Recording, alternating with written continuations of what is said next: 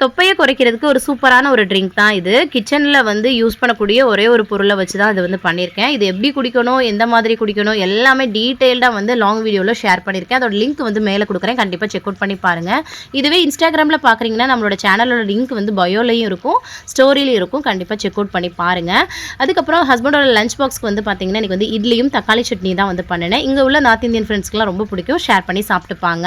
அதுக்கப்புறம் காலைல பிரேக்ஃபாஸ்ட்டு ஹஸ்பண்ட்க்கு வந்து பார்த்தீங்கன்னா நேற்று நைட்டு ஊற்றுன அந்த கோதுமை ராகி தோசை இருந்ததா, வெங்காய சட்னி தக்காளி சட்னிலாம் வச்சு அவங்களுக்கு கொடுத்துட்டு ஒரு காஃபியும் போட்டு கொடுத்துட்டேன். அதுக்கப்புறம் ஒரு 11 மணி போல் முலாம்பழம் ஜூஸ் வந்து அம்மாச்சிக்கு வந்து போட்டு கொடுத்துட்டு ஃப்ரெஷ்அப் ஆகிட்டு பார்த்திங்கன்னா எனக்கு வெள்ளிக்கிழமைன்றனால விளக்கு பொருள் எல்லாமே சுத்தம் பண்ணிவிட்டு அது கூட வந்து கூழ் வந்து கிண்டி சாமிக்கு பிரசாதமாக படைச்சிட்டு பூ எல்லாமே நம்ம தோட்டத்தில் வந்து இருந்தது அது எல்லாமே பறித்து சூப்பராக வந்து சாமி கும்பிட்டுட்டு மதியம் லஞ்சுக்கு வந்து பார்த்திங்கன்னா ப்ரோட்டீன் ஃபைபர் நிறைந்த ஒரு சாப்பாடு ராஜ்மா ரைஸ் வந்து சமைச்சேன்.